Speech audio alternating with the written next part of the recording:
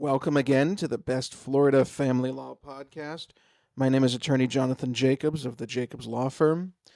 Today's episode is going to focus on equitable distribution of marital assets and liabilities/debts.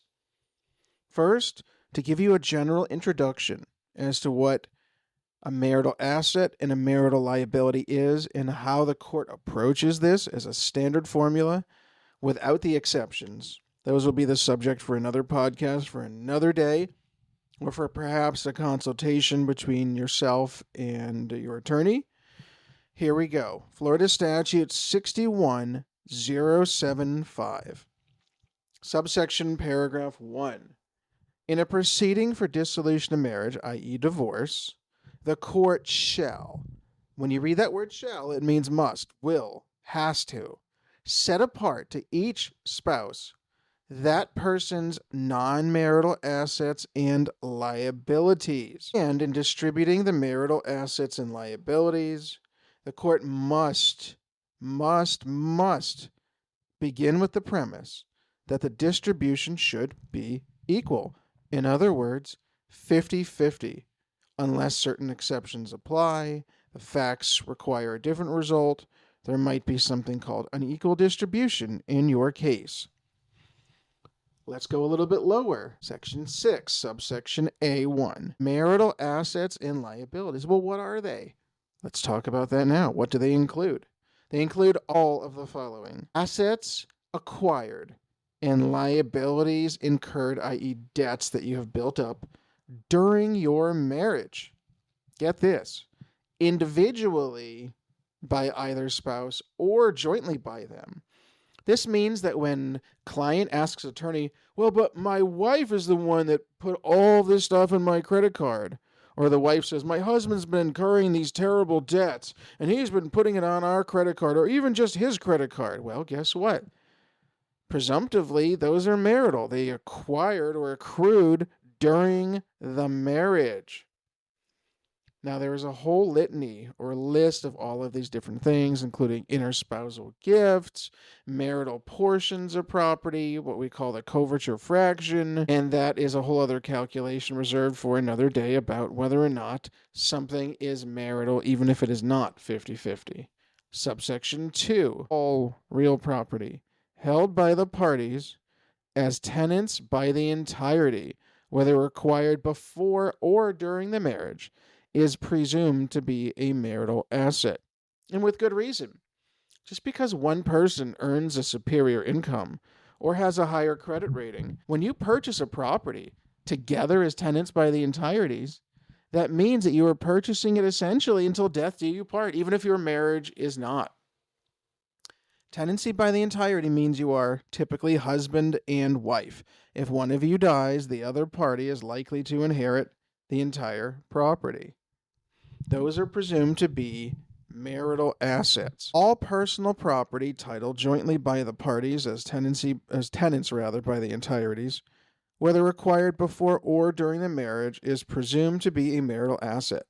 Classic example: spouses prior to marriage, fiancé 1 and fiancé 2, purchase a house together.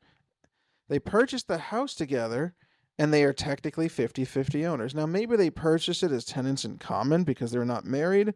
That can have some different relevance. Or maybe they bought it as tenants by the entireties in contemplation of marriage. They then get married. Why wouldn't that house be 50-50 in equitable distribution? Well, perhaps fiancé, now spouse 1, claims that they put the entire down payment down for the house, $100,000, $200,000, $50,000, and they should be rewarded/reimbursed for that effort. Let's talk very quickly about non-marital assets and liabilities. What do those include? Assets acquired and liabilities incurred by either party prior to the marriage, and assets acquired and debts incurred in exchange for those assets and liabilities. Okay, those are non-marital.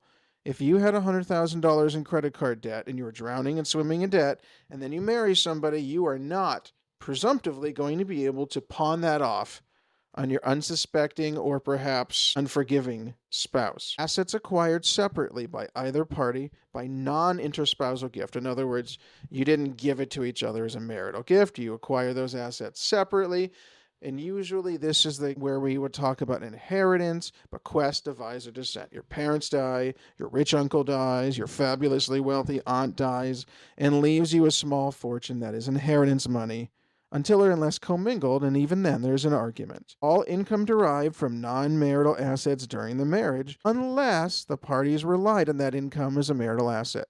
Suppose you have a non-marital apartment building. You rent it out. You collect $10,000 a month of rent. Lucky you. If you start using that for marital purposes and to pay your marital debts, that income, maybe not the asset itself, the real property, but that income could be treated and used as calculation for alimony, child support, perhaps some form of equitable distribution if you have a really talented attorney and makes a great argument.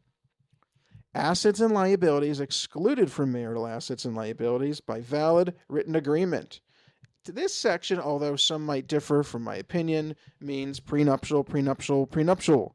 Do you have a prenuptial agreement saying that properties A through Z are yours and yours alone, and that your future spouse's properties A through G are hers and hers alone, and shall never meet in between? There's an old terrible joke told by Russell Crowe and Paul Bettany in an older movie from the mid-2000s. Here's a toast, here's to girlfriends and to wives, may they never meet. And while that joke may be slightly crude, we talk about that here. When you get married to somebody, whether you're husband or wife, if you commingle your funds, if you mutually rely on those funds, if you give them access to those funds, if you put them in the same bank account, you may be creating an issue for yourself in the instance of a divorce. This has been a general introduction to equitable distribution of marital assets and liabilities. Quite frankly, this could be an entire semester's course for practicing lawyers, not law students, but for practicing lawyers.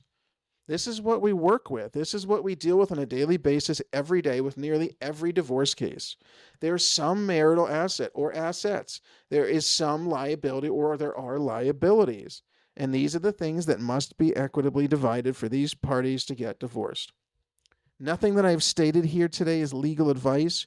Our intention is not to create an attorney-client relationship. Our intention is to educate you about family law so that you will know something about the topic and be better educated. And should you ever have a divorce case or a family law case, you might know some of the very basic foundations of the law. Thank you so much for listening.